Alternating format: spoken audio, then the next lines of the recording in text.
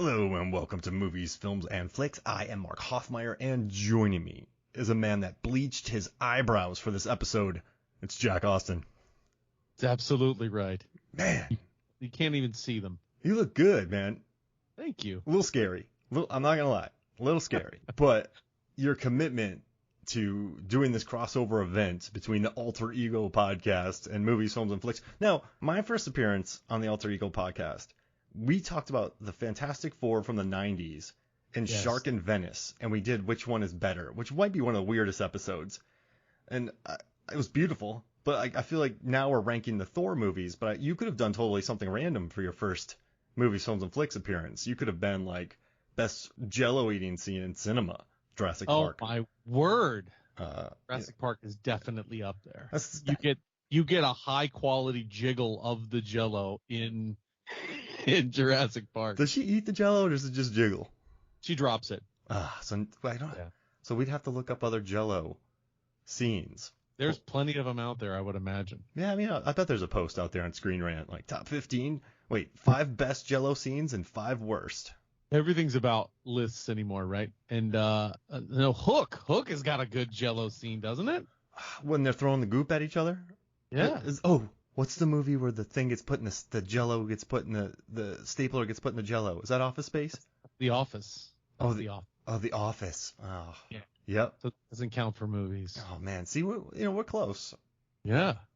Now It's you've got me thinking about Jello. It's just gonna be a 20-second silence with you and I just sitting here thinking about things. You know what I love right now? So if you don't know, Jack's from Florida. I grew up in Florida, and now we're both sitting here. We both have beards and we both have tank tops. We're getting ready to talk about another large, Norseman with occasional beards. Yes. And his character has evolved almost as much as his beard has. Yeah, I mean, just the facial hair alone. Yeah. You- It's a journey. You know what's interesting? I had a really cool conversation the other day, and so for me, I guess I've always been a Tony guy because he was this billionaire, had everything handed to him, morally corrupt playboy. He got captured, put in a cave, was saved, morally wounded, realized that his missiles were going to. He was so ensconced in his life of privilege that I didn't realize that he was making war, or didn't care. Ruining so many lives around the world. And so, he cleans it up. Then he's dying. Then he gets PTSD. And I just think like watching a billionaire playboy become a kind of humble dad, husband, like that's a pretty cool arc. But a lot of people don't relate to that. A lot of people are like, I like Cap. He started from nothing and he deserved those steroids. And he fought his way up. He dove on that grenade and he became Captain America who doesn't swear because he earned it. Like he was nothing. And I get where people like that as well. But like very rarely do you hear Thor is my favorite Avenger because, I think he's pretty stock. It's like the stock god gets thrown to earth. He's like, oh, I messed up. And then he goes back. And then the second one, and then he gets kind of cheeky. And then he sort of regresses a little bit. His best moments in Infinity War with Rocket, where he's like really breaking down. Yes. Very strong hair. That star does not burn his hair. But the scissors can in Ragnarok, which blows my mind. What kind of scissors are those? But what being is Stan Lee when he comes up to him with those mythical scissors? those are like, what's Logan's claws? Adamantium. Yeah, adamantium scissors. Well, it's Jeff Goldblum scissors, so those would work on anyone. That makes sense. But no, like Thor for me is I didn't really start liking him. I like Thor. I like Thor: The Dark World. I like him in Avengers. I've always liked him, but I didn't go. I really like Hemsworth in this role until about Ragnarok. I feel like that's when he says it too in interviews. This is when he got comfortable, when he kind of started embracing the role. I did not like Endgame Thor. That just drinking Thor. He drank Tropicalia, which is a great IPA, which is located in Georgia, which I was a big fan of. And you used to have to like go to a liquor store. You can only get 1 6-pack. Now it's in Publix everywhere, so it's not as cool. But like then he comes back in this movie, and I feel like he's in Thor: Love and Thunder. I think it's kind of him auditioning to be Jack Burton from Big Trouble in Little China, and so jeez, he's wow, that's an excellent comparison. Right, like the really he's tough, but he's kind of a doofus. He's out of his league. causes a lot of problems, but he sticks in there to the end. In this one, though, it's not like out of his league, as in he's a league above what he's dealing with. Yeah. He's removing a splinter with a chainsaw. Pretty much, yeah? Yeah. Yeah. And it's just, listen, I love Thor. I'm not sounding like I'm slagging on him, but this is just thoughts that come into my brain as I podcast, and I wanted to chat with him about you, because you and I talk so much comic books. Like, we've talked Venom, we've talked all the Spider-Man movies. I've sat in there while feeding my daughter, listening to your show, and I'm texting you like, what does this mean? We also sat outside. I've sat outside my house, pacing up and down my driveway, explaining to you why I love Andrew Garfield so much. Yeah. And then I'm talking about the gods in the MCU and how is this? What is this? But in Thor, Odin does say we are not gods. We're just old. Yeah. So I think that's the key. We're born, we live, we die. We're not gods. We're not immortal. We just go and we make humans have sacrifices. Yeah. And then we attend orgies with Russell Crowe. And I guess the Grandmaster. Not on Trash Planet. His ship was for the party orgy. Which is why Bruce Banner's, I'm not going to touch anything. Yeah. It's my birthday. What a crazy scene. But yeah, I guess for me, this is one more thing I want to drop on you before we rank the Thor movies. So I did a post back in the day. I called it Avengers Disassembled, and I put it up on Reddit. And I analyzed how much alone screen time all the Avengers have in their movies. So it's not like how much screen time, it's how much time does like Marvel trust them to exist on their own. Right. So Thor: The Dark World has the least amount. It has he's in there for like less than a minute of alone screen time. He's always with somebody. And then the next one is he goes to Thor. He has 3.3 minutes.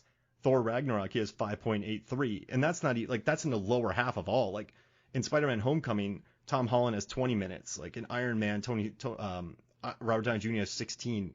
So it's interesting with Thor, like he's had a great arc. He really has. But they've never let him really exist alone on screen. Have you ever felt that?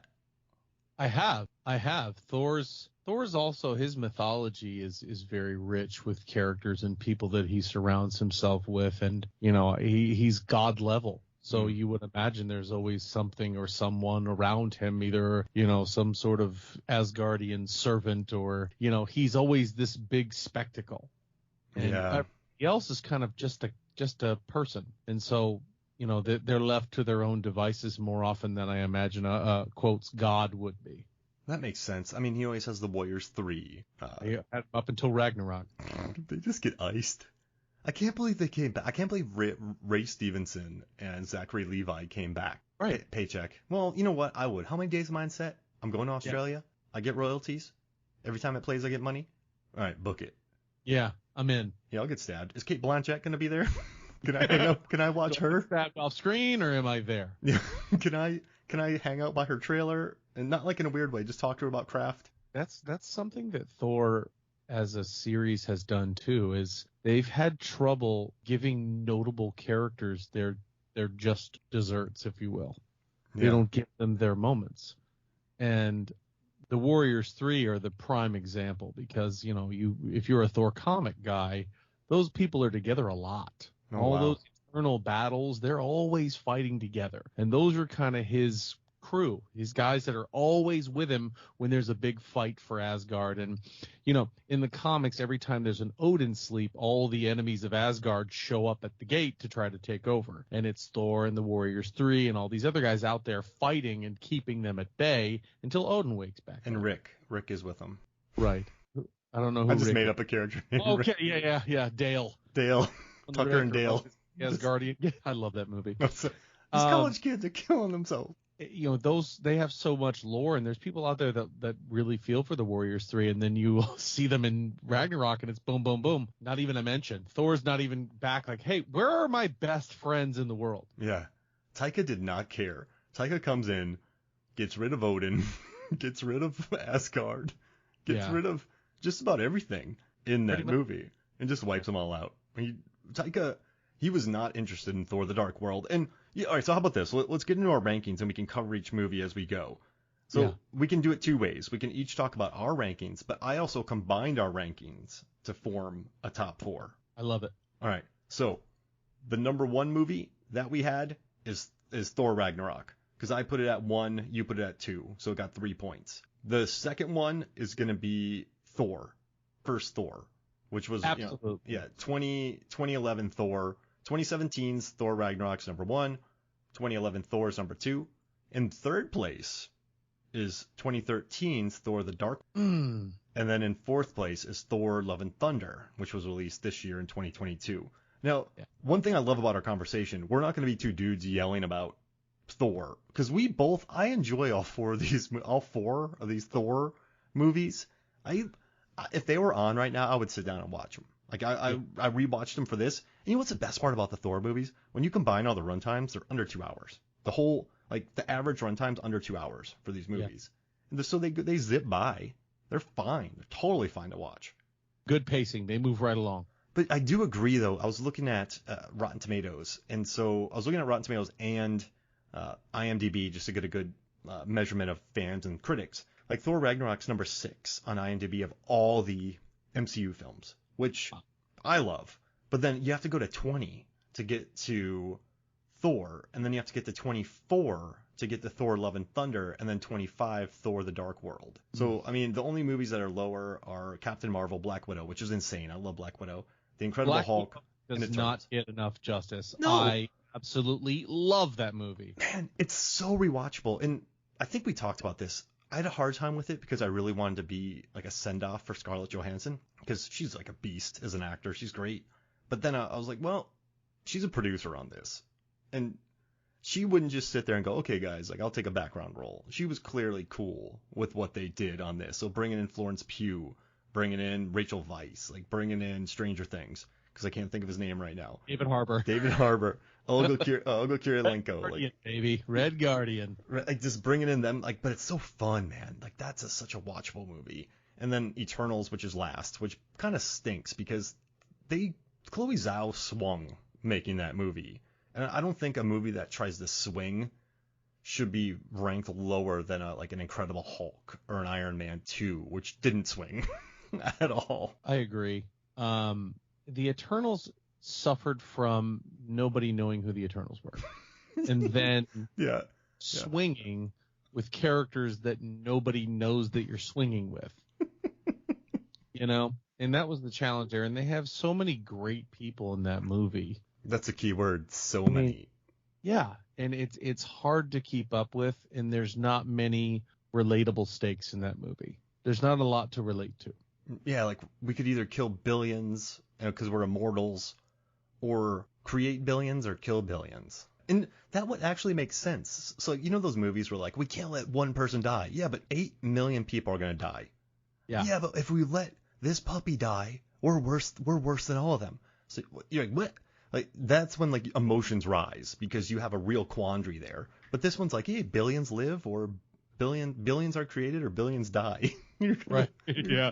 And we're just gonna make this decision. And clearly Marvel has realized that movie didn't do so great, because there have been 3 Marvel movies since that came out, and nobody has mentioned that Tiamat's torso is sticking out of the planet. It's now a vacation resort.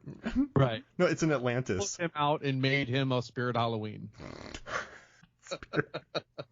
Spirit Halloween's looking at it like, oh man, look at that. Look at that real estate. You know how many wigs we could sell?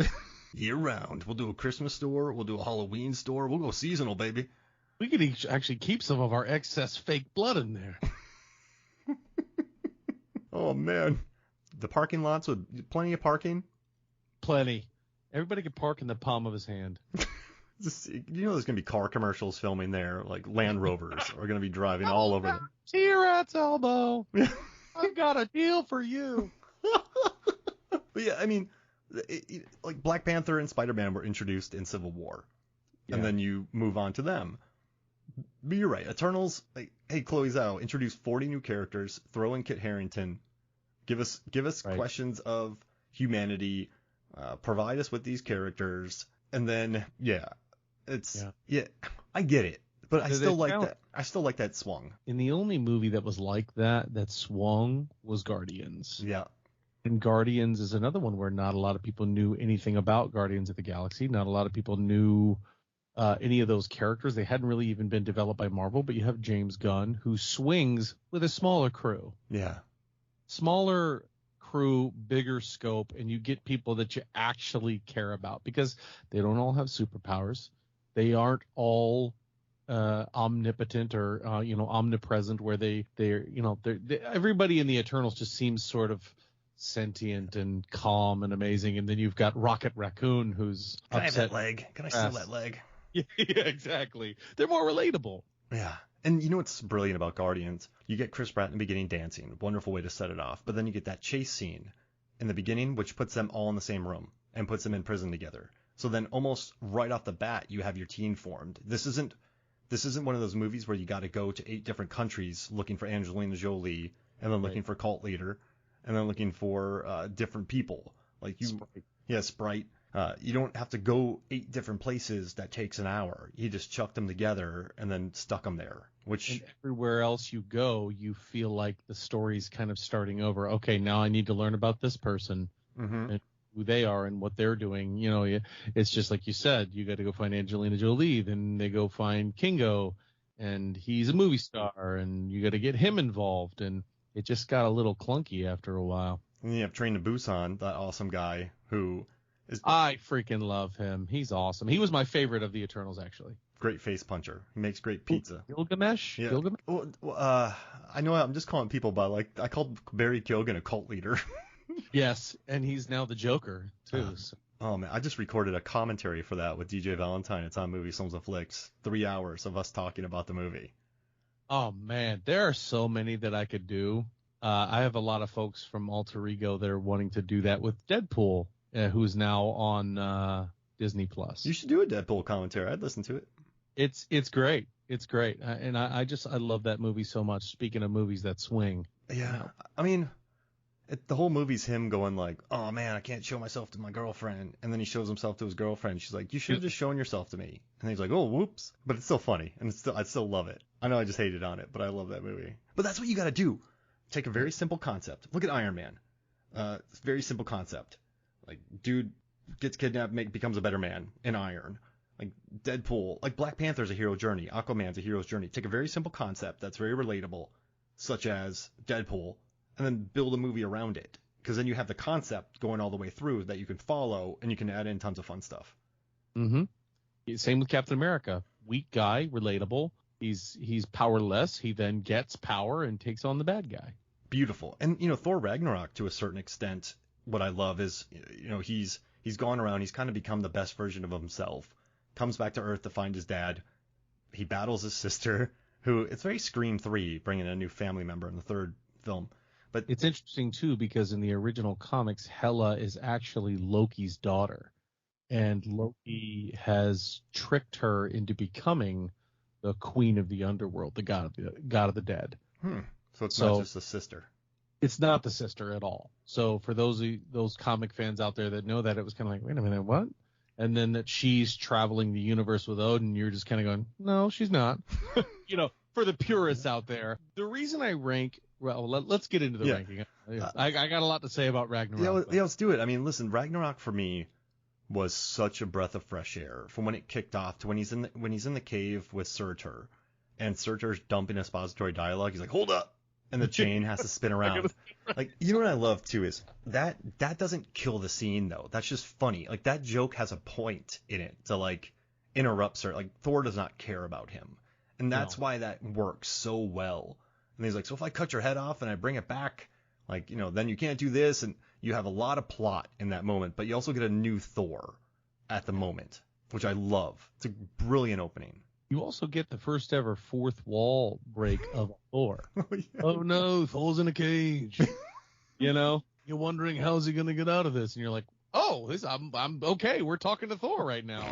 And then the skeleton jaw drops. But like watching Surtur, that cool visual that he wipes him out, and just watching kind of like a confident Thor coming back. Like, it was nice. In the beginning of this movie, it was nice seeing a confident, like, comes back and he finds Loki as Odin. You get the Matt Damon cameo and another Hemsworth cameo. And a Sam Neill cameo, too. Oh, wonderful Sam. A Hunt from the Wilder People reunion, which makes me happy with Taika. But like, I love this version of him. And then, of course, everything goes wrong. He meets Doctor Strange. Hela sends him to the junk planet, and then he just has to go back to Asgard to battle it and destroy it. Like, it's pretty cool. Like, I love the build up to it, and I love the weirdness to it, but I think this kind of walks like a princess. I'm not comparing it to Princess Bride, but I think it walks that line where it blends humor and pretty heavy themes well. And that's why I had it at number one. And you didn't have it at number one, but you had it at two. And that's why it's number one in our rankings. I think it's probably like, do you think if we polled 30 people, Ragnarok would still be number one if we averaged all the rankings? Yeah. Yeah. I think Ragnarok would be a resounding number one, because that was, as you say, when he became a lot more relatable, when he seemed to be much more comfortable in his skin as Thor. And it's you get the Hulk, you get the Incredible Hulk. Who doesn't love a big galactic, arena battle with the Hulk? Oh yeah. Sitting there, Centurion armor, getting ready to take on, Thor in almost like a gladiator situation. How many people did Hulk kill? He killed Doug, for sure. Yeah, Doug was dead. So Mark Ruffalo becomes an alien, gets sucked up to Jeff Goldblum's planet, the Grandmaster's planet, and he just murders. Like, these fights aren't fair. None of these. Doug had no chance. No, there was no scenario where Doug was going to win. Like that becomes like a Yankee situation, does it not? Where it's just they keep winning, like a Patriot situation where you're just getting bored of it. Yeah, absolutely. And it's just like, oh, you think you're gonna win? You want to get out? Go fight the Hulk. Poor Doug. Yeah, poor Doug. I felt for Doug more than anybody. Yeah, and just Thor Ragnarok does a lot of things right, and to me, a lot of things that I wasn't a fan of, because it's the culmination of two different stories. Mm-hmm. It's World War Hulk, or Planet Hulk rather, where in Planet Hulk, in the comic version, Bruce Banner goes through trauma on Earth. Betty Ross and I believe his child get killed in front of him. Oof. And so he goes so Hulk mad that members of the Illuminati have to step in, Iron Man, Black Panther, Stephen Strange, Mr. Fantastic, and they essentially have to capture him, and they shoot him off into space. They put him in a spaceship, shoot him off into space, and something happens to where he hits a wormhole and lands on Sakaar, which is this big battle planet. And in that comic, Hulk's not happy to be there. Ah, got it. He's captured. He's just trying to fight his way to the top. And there's actually a tyrannical ruler there, which is much like the Grandmaster, if I'm quoting this correctly. And, he fights his way out, liberates the people, and then all the people on that planet love the Hulk. So that part of them loving him is pretty accurate. And once they love him, he loves them back, and all kinds of stories shoot off from there. But that's a really personal, really serious story for the Hulk. And so I get the trauma of him leaving the Avengers. Nobody likes me. You know what I mean? I showed my butt in Lagos or in Africa, and they don't want me anymore, so I'm happy to leave. But to me, that was such a serious story. And then you have Ragnarok, which is the end of Asgard, and this big, I think there's 8 comics that all cover Ragnarok as a story. And there's just so much involved in it. And to me, it was like the fast road to get there, right? And so these two big iconic storylines, to me, I think I talked to you and said, it's like if somebody told you they were making the Titanic and it was about a guy in his paddle boat stuck in a retention pond. Yeah. A Florida retention pond. That's the things that I'm kind of like, I didn't really like this. What I did like was a little bit more of him getting out of the typical Thor. Mm-hmm. And him being able to be kind of comedic and be more Chris Hemsworth. And my favorite moment in Thor, actually in almost all of the entire MCU, has come out of Ragnarok. And that's that moment when Loki and Thor are getting ready to escape. And Loki's setting up the obvious betrayal to the Grandmaster, and Thor adapts and hits him with that little electrode dot. And then he says something to Loki, but I think is kind of pointed at me, people like me and all the comic lovers around the world. He's like, listen, we do the same thing all the time. I try to help you. Yeah. You try to betray me. It's always the same story. You've got to adapt. You got to change, man. Things have got to adapt. And I was like, that's a point made to everybody watching this movie. All the purists like me who just sat there and said, well, this story isn't this and this and this. And from then on, I loved it. I was like, you know what? They're absolutely right. Why would you want to go to the movies and watch the same old story that you know? That's Taika. For sure. That's Taika, and I really respected that comment and that observation about the MCU. You and I had a good discussion because, we were talking about your feelings about the title, like Ragnarok and Civil War, and I was kind of like, well, I look at these things like just different. I look at these movies like different graphic novels. They don't have to be those graphic, like they have to be different. But then you're like, well, they shouldn't be called Ragnarok. They shouldn't be called like Civil War. Like Captain Civil War was not. It was a skirmish. Like Captain America feuding pals. Yeah. Yeah, exactly. Like, and in the Civil War comic, it's legitimately Civil War. Yeah. The much more expanded universe, Fantastic Four, X-Men, Spider-Man, all of them are divided and over registering, and Cap is on the same side. He's on the side of, no, that's not cool. We're not doing that. And Tony's like, come on, man, lesser of two evils. But it does get to the point where there's an all-out war when I'm talking like, 50 superheroes there battling it out. Wow. And at the end of that one in the comics, spoiler for the comic, but Crossbones, who is Frank Grillo, actually kills Captain America on the steps of Congress. Oh, wow. Shoots him through the chest, and that's the death of Captain America in that storyline. So, I mean, you get all these characters, and then you put a movie called that name, and then you don't really deliver. So I really do get that complaint, because when people, I know people are like, that's not my Superman. It's like, yeah, but there's been about 40 Supermen. So I do think, but also with comics, man, I guess for a while, back in the day, I was kind of, I understood why comic book fans would get so angry, because, in the 90s, man, like comics weren't popular. Like if you wore that stuff, like, right. I wore like Star Wars shirts. I was kind of a maniac, so no one messed with me. But like normal kids wear Star Wars shirts, they get picked on. So like now I think the culture has won. Star Wars has won.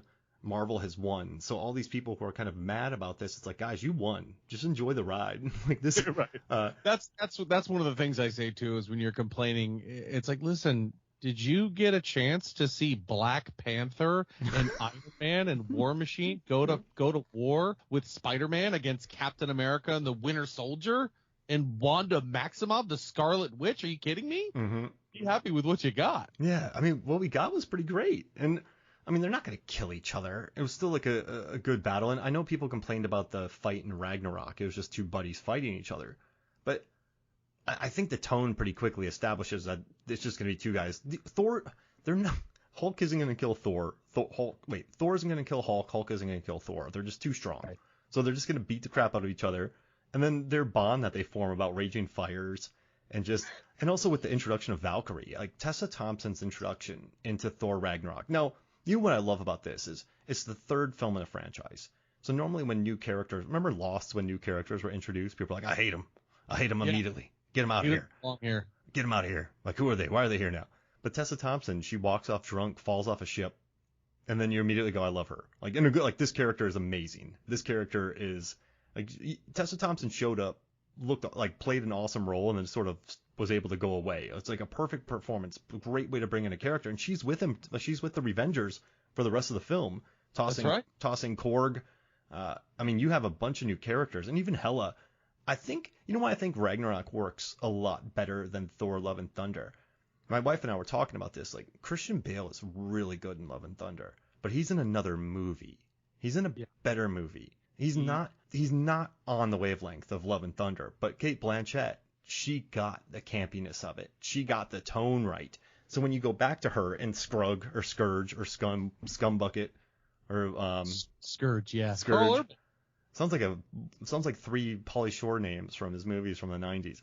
But it's you go back and you have that tone still. So you never really lose the tone of the movie going through Ragnarok, because some people said that Cate Blanchett was underwritten, but it doesn't matter because she understood the tone of the movie and she kind of adapted to that. So whenever you go back and forth between them, you have a really solid tone going through. You never get pulled, like you never watch, like I was watching Christian Bale in Love and Thunder going, what? I was like, what is that? What? I was like, what movie is he in? I was like, I don't care. This is great. But it does halt everything. And it takes you, when you have tonal shifts, and I'm totally fine with tonal shifts in cinema, but they have to, it's really tough to pull off tonal shifts. So like I like Ragnarok because it's an entire tonal shift throughout. It's 100, like all throughout. There has to be balance. Mm-hmm. And Gore, Christian Bale, was going for a god butcher, a terrifying villain, and obviously somebody who's slowly losing their mind as well, to super goofy Thor. And but watching Blanchett, just an Oscar winner, I watch her in movies, I'm like, she's too good. Like, I don't know how she does this. She's amazing. And then just watching her with spikes on her head, hanging out with Carl Urban, I'm like, I'm happy. Like, just give me this. Like, they're just hanging out. There's a mural underneath a mural. Like, what? That she knows exactly where it is. Yeah, and then so they said that she's infinitely powerful in Asgard, but on Earth she can shatter Mew Mew. Yeah. So I'm glad that she has to fight Surtur at the end. Yeah, right. And I mean, I think one of my favorite all-time movie moments is when Hulk jumps up in the air to punch Surtur. It just whacks him. It's big monster. It just hits him. It's such a I don't know. Taika Waititi actually said he wishes that he didn't make. I love him. I wish I had to make Thor Ragnarok so good, because going into Thor Love and Thunder, you're kind of anticipating that. But yeah. I do think Ragnarok, to a certain extent, was lightning in a bottle, because we weren't used to that Thor. We weren't used to that tone. Guardians of the Galaxy got weird, but it was more James Gunn weird, and had never gotten outright zany weird. And Love and Thunder did. Yeah. I think the tone of Ragnarok was about as much as I can take. And I thought, honestly, Endgame Thor was perfect. He had suffering. He had mental anguish that he was going through, where he still has hilarious moments. Obviously, he's gone through so much trauma. People don't realize how much Thor loses. Everything. He loses literally everything. The only character I think that could really compare with him in terms of loss is maybe Scarlet Witch. Yeah, a brother, family, I mean, vision. Yeah, Thor's lost Loki 3 times. Yeah. He's had to go to war against him, and then he's lost his mother. He loses his father, his best friend, and then his brother for the 3rd time die right in front of him. And then half of everything he loves is snapped out at the moment of victory, when he's like, I got him. I just buried Stormbreaker in his chest. I win. Oh, crap, I lose. Went for the chest. So he has that grief on him as well. Mm-hmm. He feels like he's the reason everyone lost. Yeah, it's... I think he's at his best at Infinity War, because it's just Hemsworth's not naked, but not under prosthetics. I love everything you said. I agree with. I guess I just love performances when it Charlize Theron in Young Adult. I like that performance more than her performance in Monster. It's prosthetic free. Sure. In Infinity War, it was the first time I was like, man, this guy is, when he was talking to Rocket, this guy's suffering. It's that's. What's interesting with Hemsworth, I've always known he was a good actor. He's always been fine. But then when he did Ragnarok, I realized he could be funny. And then when I watched Infinity War, I knew that he could probably pull off drama down the line. Because he's solid in that. But I mean, I think we don't get there until unless we get Ragnarok. It just made him more of a, he doesn't say brother with every other line. He's not smashing coffee cups on the ground. He's that was meant to be a much more comic accurate Thor, and it was like, we don't need comic accurate Thor, brother. That's not exactly. Oh, brother. No, but that takes us into 2011 though. That takes us into Thor, which I watched again for this, and it's very pleasant. And I'm not trying to be reductive. I'm not it's such a simple movie. Oh, what? Yeah. You attacked the frost giants? You caused us tons of problems. You made Loki realize this. Go to Earth, and then meet Natalie Portman, and then smash a coffee cup. Try to ride a dog. Get into a mud fight. Get a pet big enough to ride. Just throw Hawkeye in for no reason, and then just to introduce that he exists. That's all that is. My biggest problem with Thor is the town. They built that town for the movie. And you can tell that thing is just, it's like, what is this place? What? It's like spaghetti Western. Yeah. The Warriors 3 walking through with the FBI going, we got Robin Hood and, Lord of the Rings coming through the middle of town. You're like, this town is meant to be destroyed. Yeah, exactly. They built that thing to run amok in. But it's such a tiny town. I'm like, what? I'm glad they built it. I mean, in the days of VFX, it's kind of cool to see that. Sure. But yeah, that town never sits right with me. The town doesn't sit right, and the fact that the destroyer is sent to this inconsequential town. Loki's won. They can have that movie, that sound vacated in a matter of moments. Yeah, this was in New York City. The destroyer is only there for structural damage. It's like, guys, get out of here. 3 minutes later, town's cleared. Well, the insurance will cover the rest. Exactly. They're the real heroes. The insurance companies. It's like, well, like, clear the town. I did. What do you want me to do now? Like, right. Just kind of hang out. Yeah, I mean, and then the Destroyer and then the Frost Giants. They're kind of no names, but I can get over that in a Thor world because it's more about Loki. It's more about Thor. It's more about Odin. Kind of Natalie Portman and Darcy saying Mew Mew. What's that? It's also interesting because Laufey is the king of the Frost Giants, and Loki refers to himself as Laufey's son in a couple of the other movies, but he kills him. Yep. Laufey is the one who comes in to kill Thor, and he's like, "Ha, gotcha!" But then later on, he's like, "That's my dad." It's like, I don't get this. His plan is interesting. Like, I'm gonna let you guys in. Yeah. And then I'm gonna kill you to be like, "Hey, Dad, look, I did it." Like that's Even though I hate this guy for kidnapping me and making me a prince of Asgard, I don't like him, but I'm gonna try to impress him. And then telling me that only one of you is gonna be a ruler of this place. Like Odin set him up. Like he knew. Odin does not get good dad vibes. No, bad deal, man.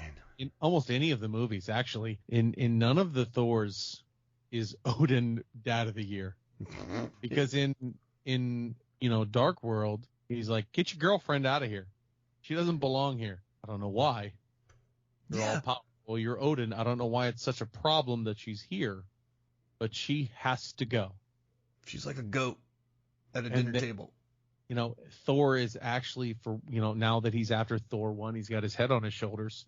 He's like, Dad, this is a problem. Don't you see this? And Dad's like, nope, I'm going to kill everybody now, even though I've just spent a movie and a half telling you that a good king never seeks out war.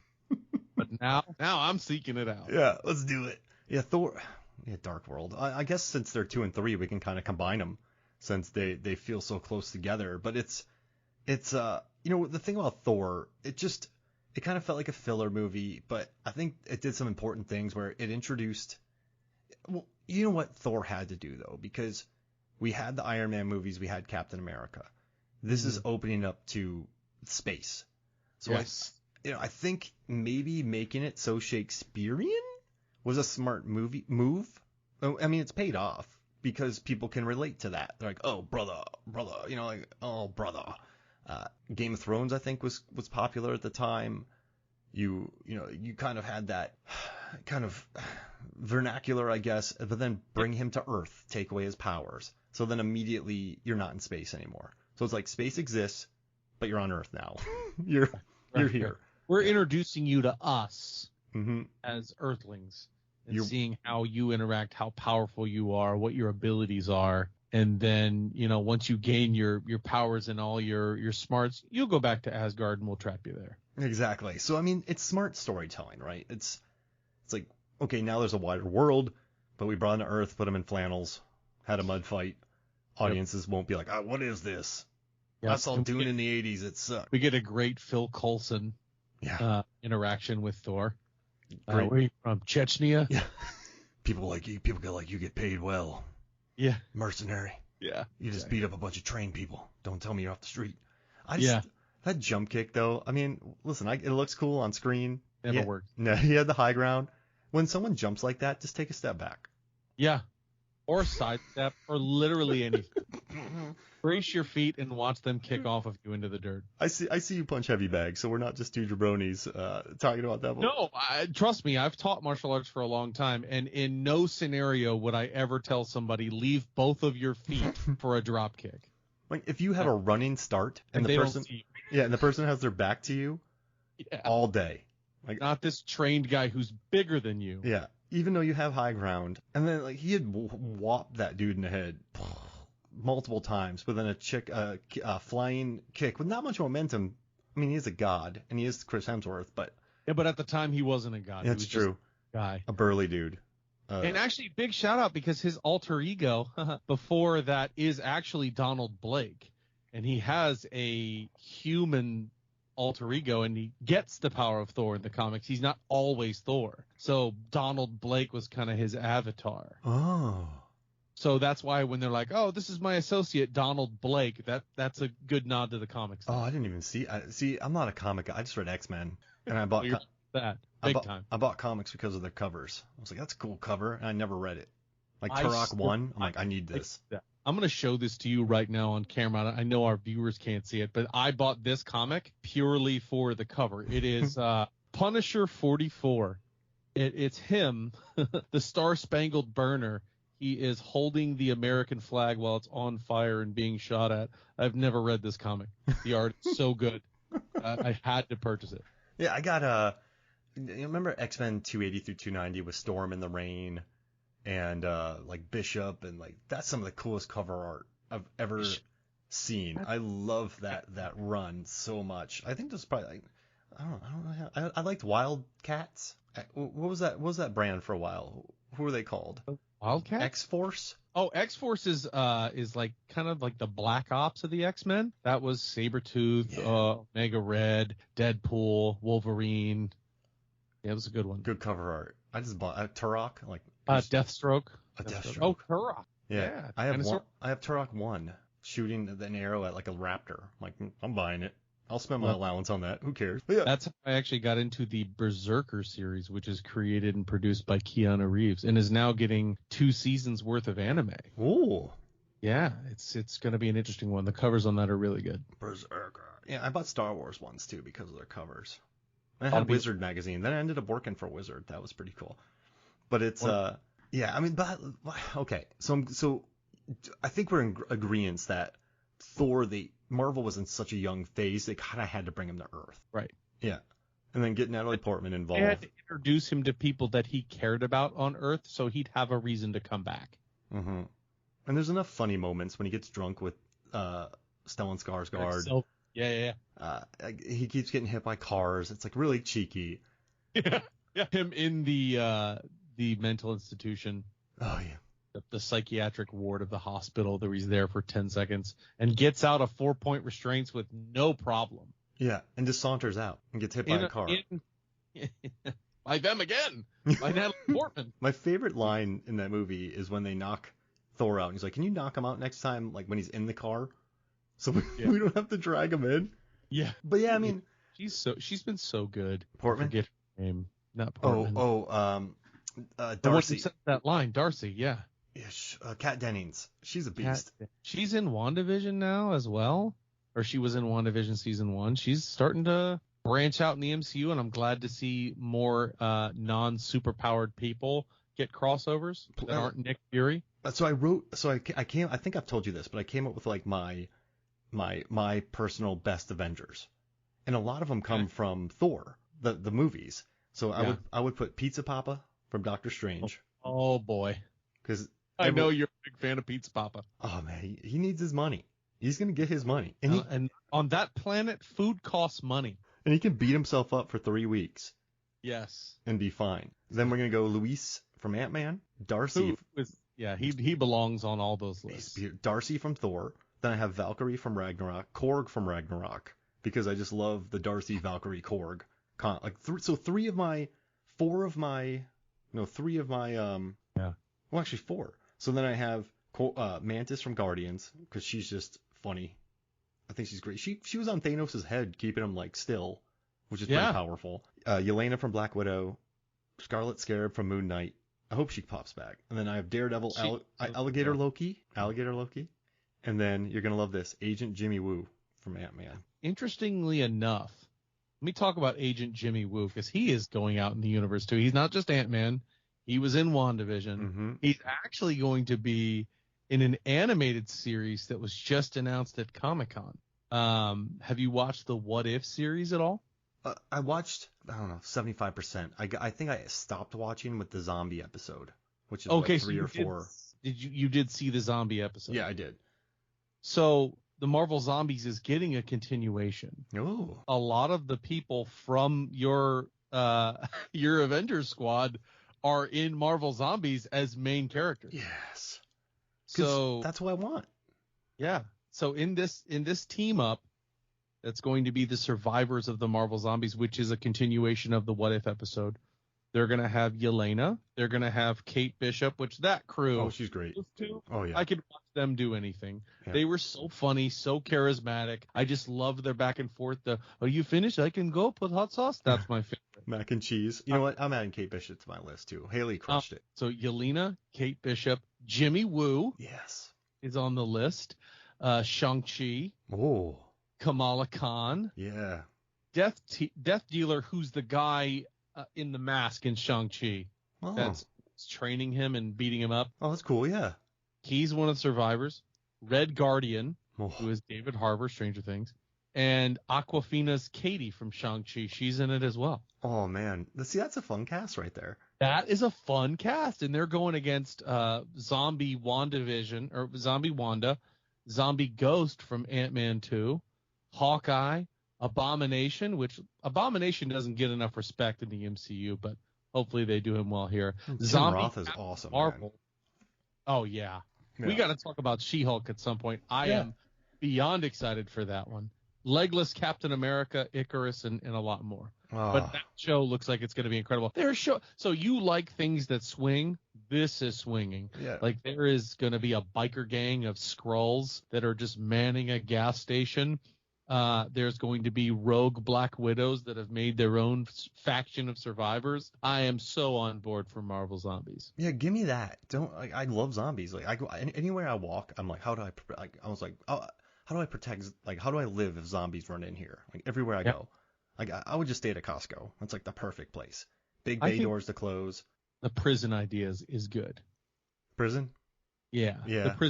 The prison minus the prisoners. Let the prisoners out. Let the human element out. Then we're good. Yeah. So you don't have to Dawn of the Dead it. Right. The original. Get all the zombies out. Get all the zombie prisoners out. Exactly. I mean, I guess you could just lock them, but no one wants that. No one wants to deal with that. No, you don't want to deal with that. I've seen The Rock too many times. People escape. Right. And you don't want that what if scenario.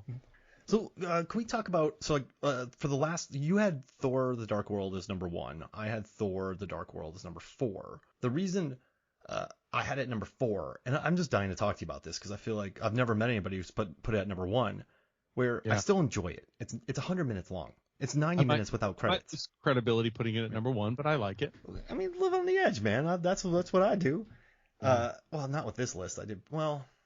No, I put it together a really stock Thor list.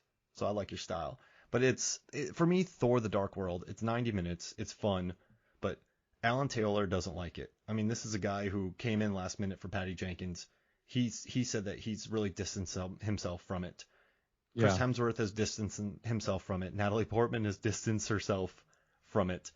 It's totally fine. Like, Christopher Eccleston, I saw him at a panel at Dragon Con. He's distanced himself from it. It's totally fine, but you get this elf who's like, I want the ether, I got the ether, I'm dead.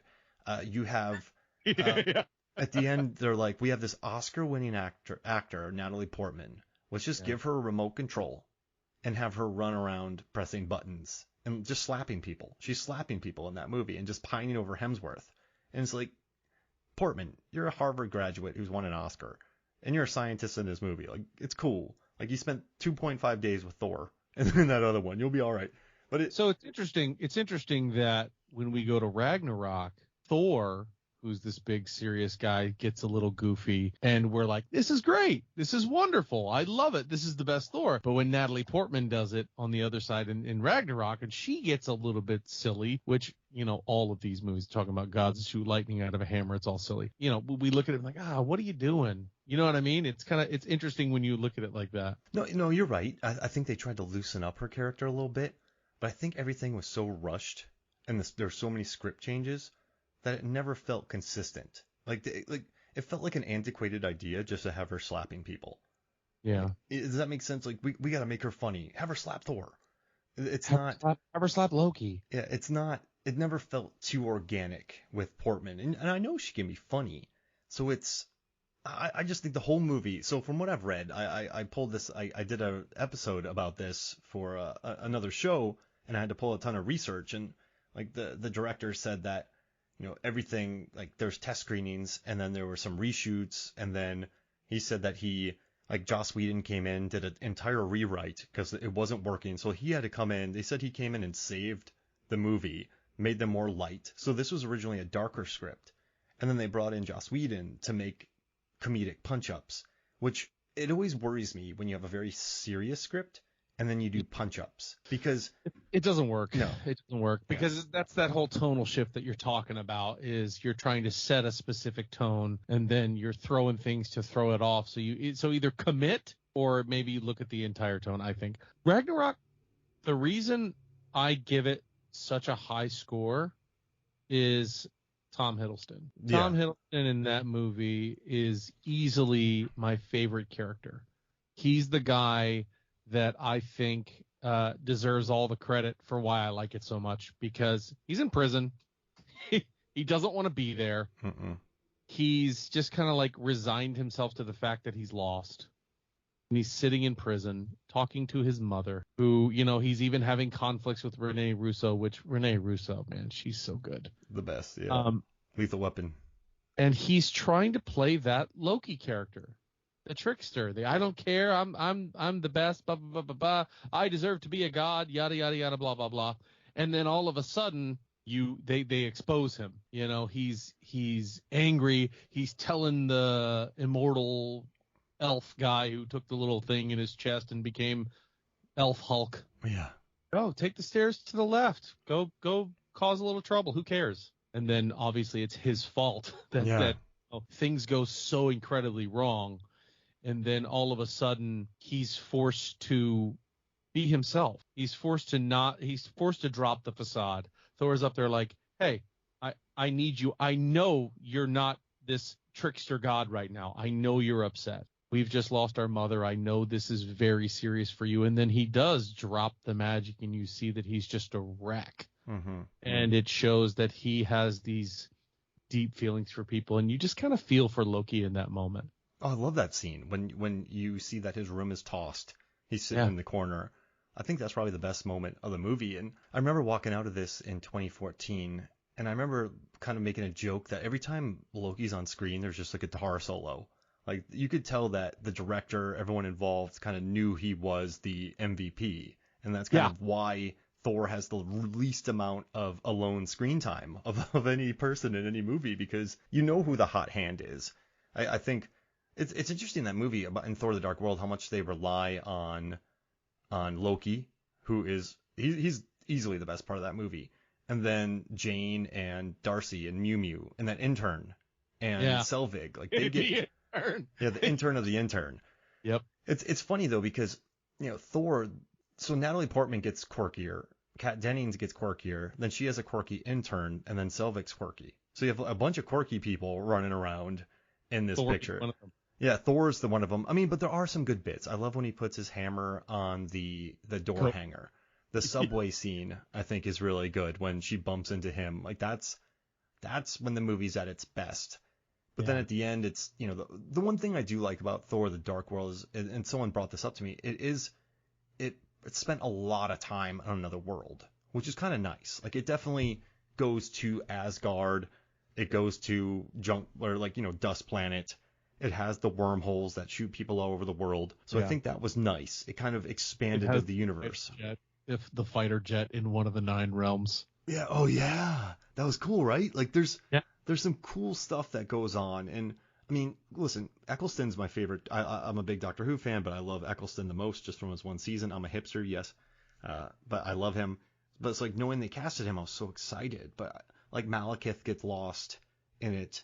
It's just, all of the antagonists get lost in it. You don't feel for them for 1 second. No. They don't feel like relatable villains. And all of the movies that have done incredibly well have had very memorable, very relatable villains. Absolutely. A lot of people love Killmonger. Yeah. The way they related to him. Thanos. Everybody was like, man, that guy, he's not really wrong.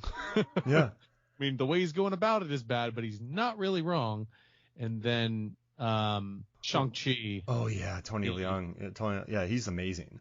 He's arguably one of my favorite. He's top 3 villains in the entire MCU. Oh, so good. And just that they spend the time with him in the beginning, and he's slow.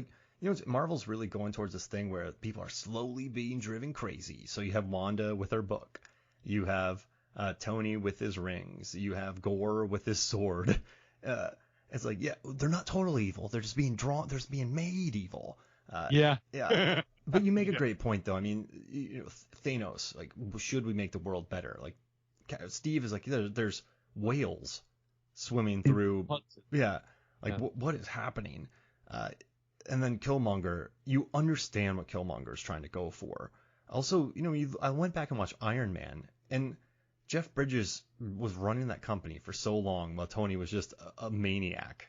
Just a playboy. Yeah, exactly. And so Jeff Bridges just keeps doing what Jeff Bridges does in it. And eventually he gets angry and tries to kill Tony. Blah, blah, blah. But he's very threatening in it. But I also get that character as well. Like I feel like that could exist in the real world. And I mean, Malekith is not that guy. Of all of these Thor films, he is, even though I put it up so high because of the supporting cast and Loki, and I just enjoyed the way that this one shook out, Malekith is not the best villain of all those 4. I put him 4th, honestly. He sleeps for 2,000 years, and then they get out and they destroy the Asgardians. So, like, their technology was so legit, 2,000 years ago, that can just wipe out Asgard. Like, right. Asgard had 2,000 years to sit and do nothing but be ready. Yeah. So they're out there. They're sleeping. So we should probably get them invisible ship guides. I don't know. Because they wipe out. I remember watching that and going like, they wiped out the Asgardians. This is not a fight. Like why? Yeah, that was an interesting. The Asgard. I mean, Hela comes out, destroys them. Yeah. The only one who stood a chance was Heimdall. He's the only one who could do anything. Yeah. And that's he has that big omnipotent sight. And he takes out one of the ships with his sword. And yes, so it's still cool looking, but I remember just thinking like, who are these people attacking Asgard now? Right. Why? How many pillars? How many pillars did they destroy? Yeah. But still, it's fun. I'm not hating on it. Like I had it on earlier. I was like, this is 90 minutes. I enjoy it. Yeah. It's fine. I like thinking about it. It gets right to the point. Mew Mew. Mew Mew. Yeah. Just when they're like, what is that? Like what? Mew Mew. Right. Just Thor, Jane, Mew Mew. Yeah, that's and also the love triangle too between Sif and Portman a little bit. They're just both pining. Yeah. And Lady Sif is another one that's never really gotten her just desserts. Like she's somebody that Thor is in love with at certain points. Like he's wanting to be with her, marry her, and all of a sudden these thousands of years she's been with Thor, it's like I like this human girl. Yeah. It's. But I also think I don't want to blame it for that because you had Jenkins, Marvel was still young. You had Alan Taylor is a TV guy, and he directed Sopranos. He directed Game of Thrones. I mean, this is a guy who has directed I have his IMDb. He's directed some of the Mad Men, Lost. He did Sex and the City, 6 Feet Under. I mean, this is a guy. Oz. He helped to get HBO off the ground with Oz, 6 Feet Under, Sex and the City. He did Carnival, Deadwood, Rome, Sopranos, Mad Men. I mean, this guy is an absolute beast. But the problem with TV, it's a very producer-riven. It's a very back in the day, it was more of a showrunner type thing. So a lot of directors, like Law and Order, you never hear about the directors, but you hear about the showrunners a lot of times. So I think he is a guy who can come in and make some of the greatest peak TV out there. But you have D.B. Weiss and David Benioff running the show. You have, with Lost, you had that whole crew. I forget all their names right now, but that whole cabal of people out there. So he comes in. Sopranos was what? David, was it David Chase who started? Talking to the wrong guy for that one. Got it. But like he's great at TV where there's showrunners who control the show, and he can just come in and do it. Does that make sense? Yeah, you're absolutely right, though, and that's an excellent point because Marvel was very young when Dark World comes out, and I don't think Feige and Marvel had really hit their stride of what they were going to do. I don't think they were planning that far ahead because Blade and Iron Man had just saved Marvel. Yep. So now they were running with Avengers and saying, okay, we're going to try to move towards Thanos, but what are we going to do with Thor in the meantime? Yeah. So, okay, we'll throw the Reality Stone in there. Yeah. And so, that was just, you're right. It does get more and more clunky the more you break it apart in terms of the continuity with the MCU, but I still fun. think, yeah, it's still fun. It's not by any means a bad movie. No. It's like you say, you get in there, it's entertaining, you get from start to finish. You still get character growth for literally everybody involved. Nobody is wasted in that movie. I mean, IMDb it's 6.8, Rotten Tomatoes it's 67. That's fresh and that's high for IMDb. So people clearly like it. But I guess just compared to Favreau's Iron Man and even to a certain extent Joe Johnston's first Avenger, you kind of, and this is after Avengers, and so you go to Avengers to Dark World, and of course it's not going to be as loved. So it's still good. It's probably one of the better FX movies that you put on. You see it on FX, you're like, oh, I'll sit down and watch this. This is cool.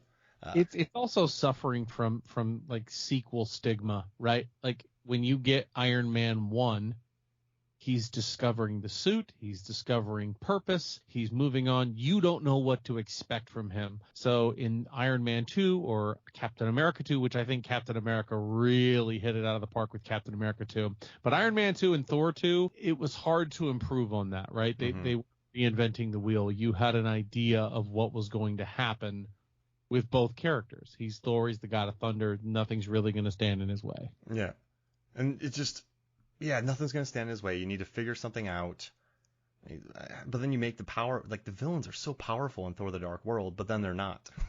Right. It's that's what I hate. It's like, I have all the power. Wait, so you have all the power. I literally have every ounce of power ever in me right now. I am holding an Infinity Stone. You cannot stop me. Wait a minute. Who's this chick with the RC controller? Wait, is that a Nerf gun? And they're like, no, like it's my only weakness. Not the Nerf. So it's fun, it's good, but I get why it's 3 or 4 on our list. But you know what's funny? Like it still made money. It was the 10th highest grossing film of 2012. It's fresh. It's doing well on IMDb. So I mean, we can't really. I'm not hating on it. I just think, I think just during the time it came out, the director changes. Alan Taylor can make great TV, but I think when you're trying to make him get people to improvise or do anything, he probably gets a little lost because you can't really. There's not too much improvisation in Sopranos or Mad Men or Game of Thrones. But it's also like you said, it's not just those changes, but the writer changed. Yeah.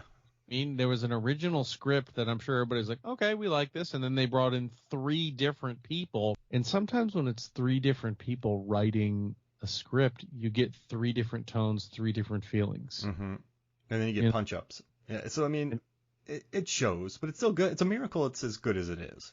Right. I think part of it is because Hemsworth is just so good. Mm-hmm. He's just such a good presence. He just looks like Thor. That at some point everybody's just like, yeah, all right, it's Thor, I dig it, great. That's funny you say it. I remember watching Superman Returns. I'm like, yeah, it looks like Superman. I get it. I'm on board. Yeah. This works. Cool. That's my favorite Superman too. Man, that piano scene that haunted me. And also James Marsden going back and saving the day, like that, the human kind of saving the day, and also Parker Posey's a beast. So Parker Posey is awesome. Oh, Weren't there 2 of them? That's my favorite. I love that. Whole movie. And just, I love her in that movie. I just watched her in Scream 3 and she's perfection. And Cal Penn. I don't think Cal Penn has a single line in that movie. Yeah, he's a henchman. Just beating up on people. Just a henchman with. No, he doesn't even beat up on people. He's just there. It's so Him random. following Kevin Spacey's orders. It's a good picture. I saw it 3 times in the theaters. I remember loving that movie. So you want to talk about Thor: Love and Thunder? I would love to. All right. I would love to talk about Thor: Love and Thunder. So Taika Waititi and He said he wished Ragnarok hadn't been so popular. He's kind of he shot a lot of stuff for this movie. Russell Crowe had 2 accents. He brought in Jeff Goldblum. He brought in Lena Headey. All these people. Then he cut the scenes. And Peter Dinklage. Peter Dinklage. Yeah, I think this movie he kind of got a little. It's like you watch Fletch with Chevy Chase, and I feel like Chevy Chase was amazing, but then he kind of figured out he was Chevy Chase, and then the movies I think suffered because. It was more about Chevy Chase. And so this one, a lot of people are going like, if you don't get the humor, like, but I like the humor. I do. And some people say this movie is so silly because it's from Korg telling stories, and that's why it's so disjointed, which I do think is a bad storytelling technique, but if that's really what happened. But I just think the problem with this movie is Ragnarok is quite simple, but then this one, it's spoilers. You have a good God Butcher, then you have Thor with the Guardians, and then you have the storyline with Natalie Portman, which after the year I had was like really tough to stomach her storyline. And just having her storyline, and then you have Valkyrie's storyline, and then they get together. Then there's children who are stolen. Then they visit the gods, but then they come back to New Asgard, and then there's some plays that take on, and then he goes through a roof, and they're like he's paying for that, and then they go to another place, and then they have a fight with kids, and then they go into another place, and it's just sort of it's a lot. And the biggest problem for me is whenever there's momentum going, they stop and they do a gag or a bit. And listen, and it's almost like you can time it. No, you're right. It becomes very on the nose, and as opposed to Thor Ragnarok where he's swinging, making jokes. Or when he's getting that tour and he gets his hair cut off. Or yes, that's a friend from work. Those tell stories. They really do. The humor in this movie, though, does not tell stories. So he explodes through the roof. Oh, I'm going to make him pay for that. Like that's funny, but it doesn't move the story. And so it felt like one of the longest 2-hour movies I've ever watched. But I still like it. There's no challenges for that. With me, which, like you said, it seemed like Christian Bale was in a different movie. You're calling him Gore the God Butcher, but you really only spoilers for the movie if you haven't seen it. You only see him kill one god, and everything else is done off screen. Yeah. So to me, you have no reason to fear him. You have nothing to look at and go, oh, I see why he's intimidating. He killed the one guy, but everything else is hearsay. Everything else is, oh, he's been killing gods across the universe. Okay, I believe you. I don't see it, so I don't fear him. I see him fight Thor, and when both Thors show up, he eventually kidnaps the children and runs. So that's a loss in my book.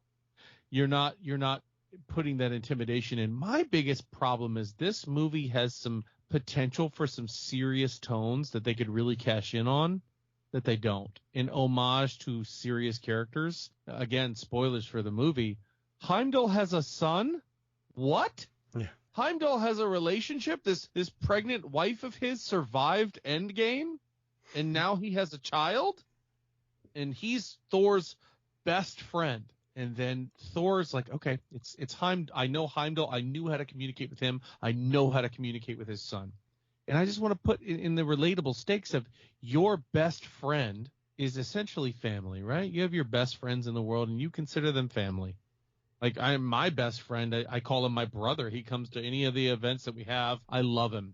And I in turn love his family. Let's say he and I were fighting some galactic battle and somebody killed him, and I knew his son was alive, I would make it my duty to look after that kid and treat him like I would my own son.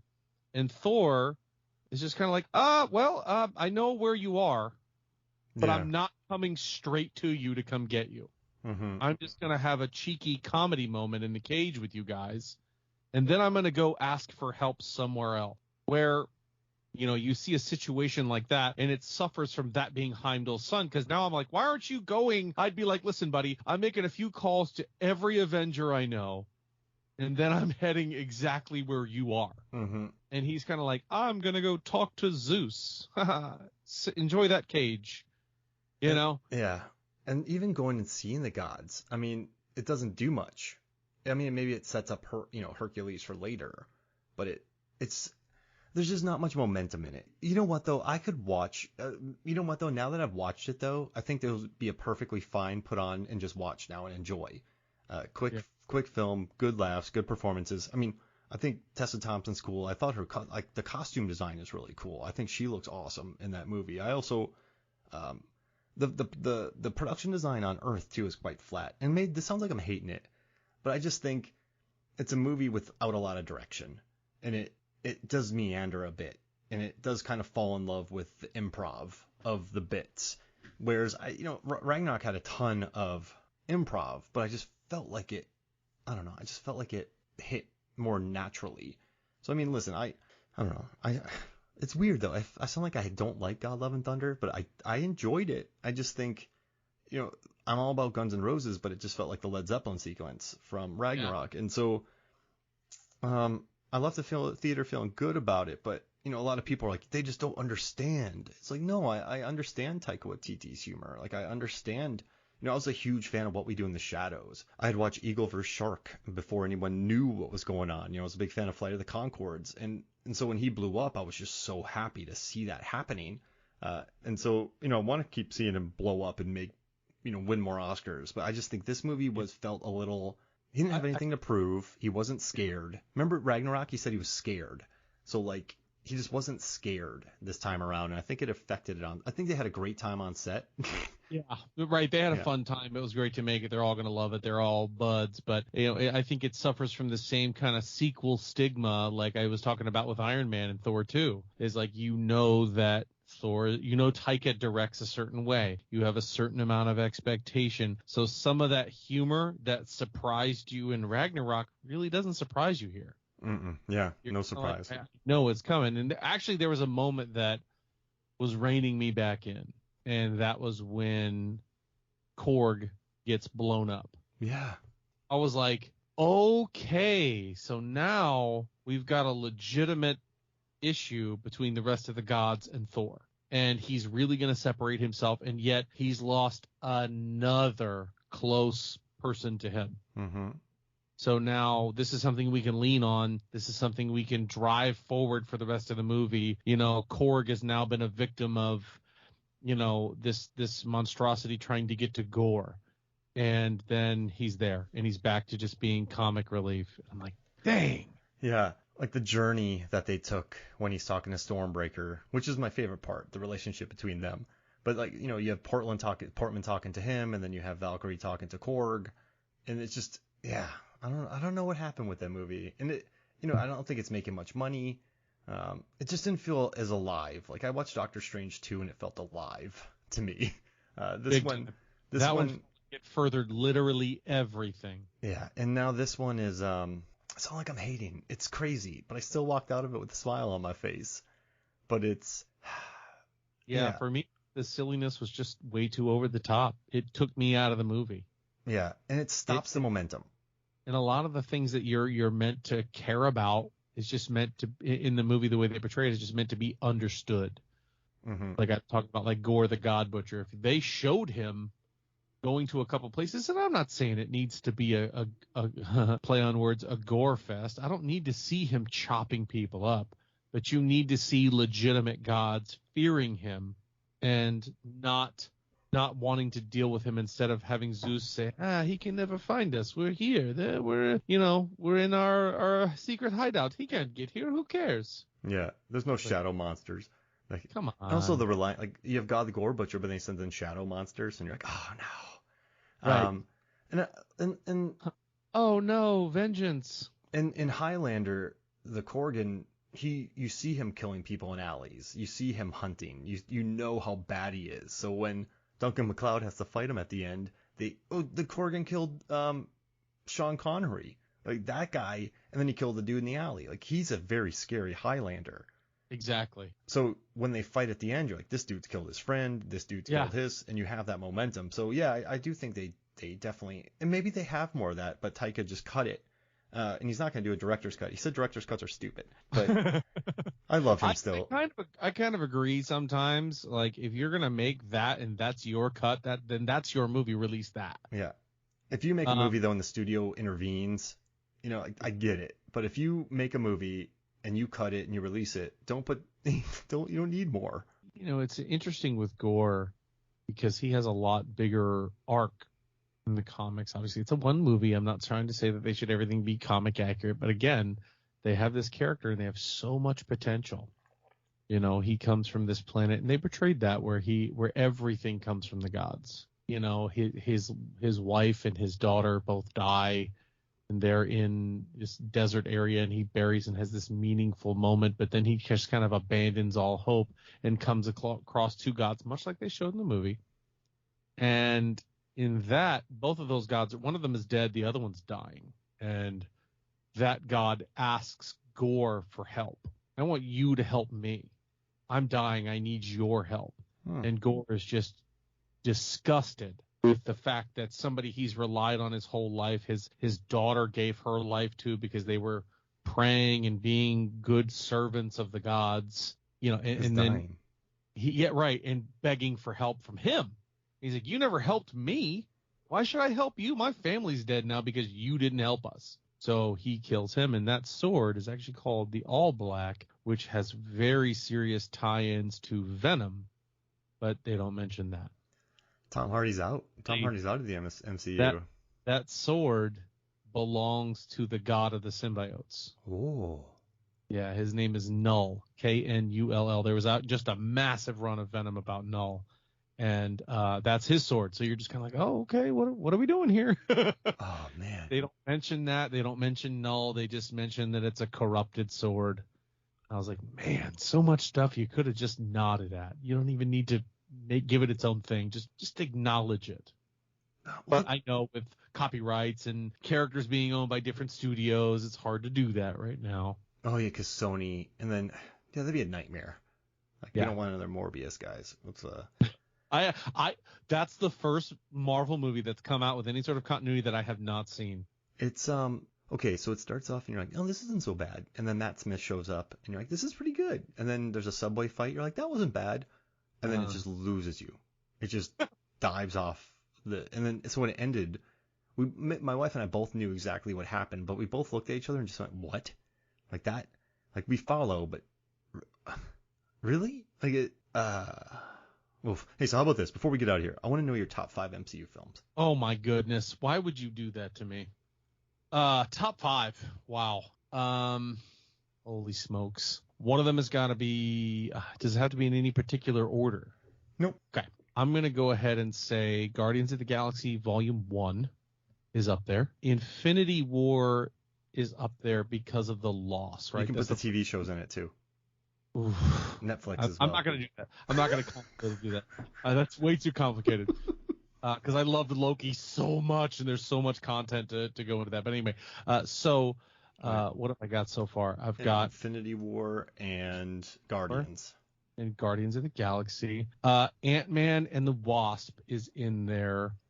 Again, because it breaks the mold, right? It's villains that don't necessarily, at the end, they're going to go, okay, we figured out a solution. We don't need to go kill hundreds of people anyway. Mm-hmm. And I loved that tone shift and the fact that not everybody has to always be so evil all the time. And Walton Goggins with the gross restaurant and Truth Serum. Yes. Truth Serum. It quacks like a duck and talks like a duck. He was really good actually as like, you're kind of off villain, but I love the stakes for that. That was great. Spider-Man No Way Home is up there. All right. So you got 4. Jeez Louise. This is tough. I'm just running through all my heroes right now. Let me look on the wall here because I got all my Funko Pops around me. Maybe one of them can give me some insight into another 5. I'm typing this down so I don't forget. Captain America Winter Soldier. All right. I like Winter Soldier was really good. I loved him clearing the deck. I loved his fact that he was there for his friend. And he beat up GSP. He did beat up GSP, who was Batroc the Leaper, which is his power is being able to jump really far. And he's in Bucky and Captain America and the Winter Soldier. Captain America and the Winter Soldier. It's Falcon. Yeah. Winter Soldier. All right, so I'm gonna do Ant-Man and the Wasp because of the Truth Serum. Hey, you've got a common one. I love it. You know, there's millions of ways to rank the 23 or 25 Marvel movies. There is legitimately millions of ways. So the fact that we even have similar ones. I'm gonna say Ant-Man because of the back it up scene. Back it up. We're doing it. Back it up. Oh, we're doing it. Greatest series, period. And then the train fight, and no one ignores Baskin Robbins. No, Baskin Robbins always finds out. Oh yeah, Baskin Robbins always finds out. Beautiful line. So I'm gonna say Ant-Man, Ant-Man and the Wasp. I'm gonna say Doctor Strange 2 because it's so Sam Raimi. Oh man. All right, let me look through here real quick. None of the Caps, none of the Wow. Avengers. I think Cap as an overall trilogy, I think is one of the best trilogies they have. I think it's fantastic. I think Guardians will overtake it. I think Ant-Man will overtake it. But as it stands right now, those two, or that one's the best. Shang-Chi, because I love that movie. If there's a 6, it's Shang-Chi. And then just because I think about it a lot, I'm gonna say Black Panther, because I mean, just with Killmonger, with M'Baku, I mean, you just have such a great cast in there. Like Lupita's in there, just Angela Bassett, the production design, Andy Serkis having fun. Yeah. I mean, they shot in Korea. I dig it. They could get behind Winston Duke and Lupita Nyong'o because they were such amazing, powerful characters, and of course the late great Chadwick Boseman, who I love. Yeah, I mean, I just think about Black Panther a lot. I don't know. I like the themes. It's brought up a lot. Yeah. In our circle in Alter Ego, we talk about it quite a bit. Yeah. So I mean, yeah, I think I got a good one. I mean, Shang-Chi, I just love. I think about it. Like they brought in Trevor. It gets weird. You have Michelle Yeoh finally. A lot of people don't know how amazing she is. No one saw her in her Hong Kong action movies, so she needs more love. I have. Yeah. She's incredible. So she had a movie that just came out, didn't she? Or was that Everything Everywhere All at Once? Yeah. It's yes. Huge. Yeah. I wanted to see it. I haven't seen it yet. It's bonkers. It's gonzo, and it's beautiful. It's just different. It's wonderful. But no, this was great, man. You want to plug Alter Ego before we get out of here? Well, yeah, absolutely. Thank you so much for letting me be on Movies, Films, and Flicks. We're obviously big fans of the show over on our side. I do Alter Ego Podcast. It's a weekly kind of pop culture, nerd culture show that we do.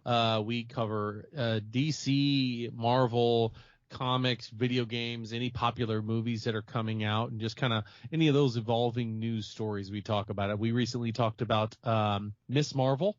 And the San Diego Comic-Con drops about Phase 4, 5, and 6 and kind of where we think Marvel is going with their big roadmap of all their IPs now, which is just daunting. Yeah. But yeah, we release weekly, and you have been a wonderful guest of ours more than once. Yeah. We love having you on there and talking about all the obscure ways that you view movies, which has actually changed the way I look at movies now. There will be times where I'm like, I don't know about this. I'm like, what would Mark think? He'd probably love it. It's one of the best kitchen fights I've ever seen. Yeah, that's the kind of thing. Like you looking at, a good jet ski chase. I never even think of that. I love living on the fringes, man. That's how I made my money. Yes, you do. Yeah, I love being on the show, man. I'm glad you came here. So, bring me back. We'll get you back. We still got to do those Bridgerton episodes, maybe when the 3rd season comes out. Oh, that's right. Yeah, we've got. How about this? When a 3rd season of Bridgerton comes out, but that's ways off. So we'll do more episodes. But sure. We'll do some commentary episodes. I would love to do some commentary episodes with you. Yeah, why not? Talk about I'm a maniac, man. I put so many things on Movies, Films, and Flicks. I did one episode. Have you seen Hot Shots Part 2?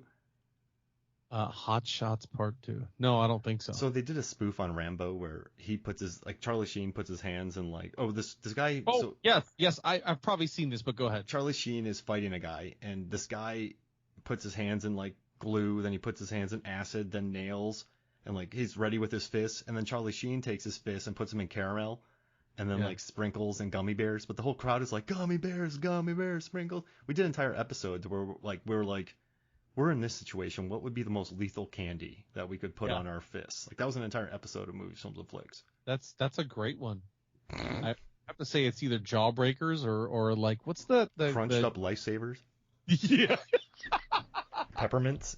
Kill somebody. But dude, this was awesome, man. Thank you so much for joining me. It's my pleasure. Thanks so much for having me. All right, so for me, Mark Hoffmeyer, and for Jack Austin, who still has bleached eyebrows, That's this right. is Movies, Films, and Flicks. We'll see you next week.